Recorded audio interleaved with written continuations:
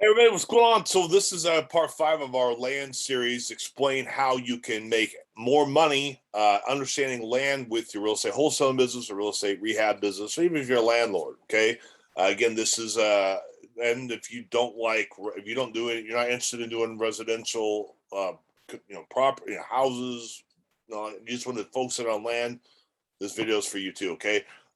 We talked about how land is a it's an awesome way to make a lot of money if you understand how land works with your real estate business, wholesaling, rehabbing, that kind of thing. Okay. We've talked about the legal description, and we talked about plat map and kind of how you can split lots up. People have been doing it in America, all over the United States since the very beginning, 1607 or whatever. Okay, very long time. Okay.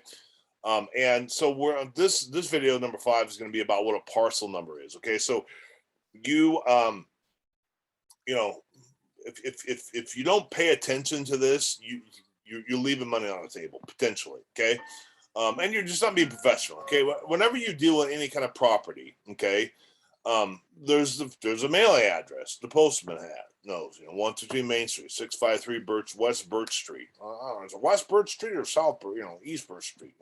Okay. Well, there's, when you deal with real estate, it's based on legal descriptions. I've got a video about how that works, legal descriptions. Okay. And some legal descriptions, if they're in town, a subdivision, platted subdivision has been recorded. Lot 3, block 6, Johnson subdivision is recorded in the plat, page 36, assessor's office, blah, blah, blah, right? You follow me? But you might be, a friend of mine, Jerry, I mean, sometimes he does his legal descriptions, he's an egg stuff, and there's, 60 pages long, 60 big, thick things, is, 1,000 acres and easements and all sorts of stuff, right? So that can be really complex. Okay. So whenever you get a purchase contract, you're going to have a legal description attached to this. Okay. Not just, it's 123 Main Street I'm buying or getting under contract to sign. No, it has to have a legal description. When you get the deed, it's going to be yours. You're buying it in the warranty deed. You're one, even a quick claim deed. It's going to have the legal description. It might have the legal description in the deed itself, or it might say Exhibit A, and then on the backside of the recorded warranty deed, there will be the legal description. Okay. But legal descriptions, since they can be really long, okay, how assessors keep track, because they have what's called an APN, which is assessor's parcel number, or the parcel number is what we say. Okay, APN, assessor parcel number. And what it does is allows the assessor and everybody in the transaction just to have a really good idea, just very abbreviated. This is what it is. It's not at 123 Main Street or 653, Cherry Lane, nothing like that. That's the post office. That changes. Okay, but this legal description is a parcel number identified with it. And so the person who keeps track of these specifically is the assessor, and it's going to be recorded in the assessor's book. Okay, they're going to have a plat book, record, or deed book, that kind of thing. Because they like money. Okay. The reason why cities allow you to subdivide and grow and this and that, have subdivisions, things like this, is because the potential for huge amount of money. Okay. A lot of money. They can, instead of having a property tax of a non-performing asset, $700 a year, just an empty lot with just with weeds on it, they have a house that's built on there that's worth $400,000. Instead of them making $700 a year, they're making $5,000 a year, right? You follow me? So cities that are some cities are not pro growth at all. Some counties are not. Like Marin County, I used to live in the San Francisco Bay Area, and north of San Francisco. They really don't like growth there. Okay, so it's hard to build and that kind of thing. So if you live there, you're gonna have a hard time, doing a lot of splits and things. But other places are very much into growth. All right, cities, depending on the city council, depending on the county, they want to grow. They make more money. They want to encourage growth. So you got to know this kind of stuff. But all that kind of stuff is based on so the assessor, they want to keep track of where their money's coming from, right? They really do. Okay, and they're going to have this assessor parcel number that's going to be recorded with the legal description. Okay, so what's the takeaway for you? Why do I care? Why do you care? This is why you should care, because whenever you're talking to this, whenever you look at any kind of parcel, okay, always, what's the seller's problem? What's the ARV, or what's the retail? What would the retail of the property that's of the house that's there fixed up, ARV after repair value, or also just a vacant land? Okay, what's the highest and best use? What can you build on there? I could build a 1,200 square footer and sell for $350 or $250.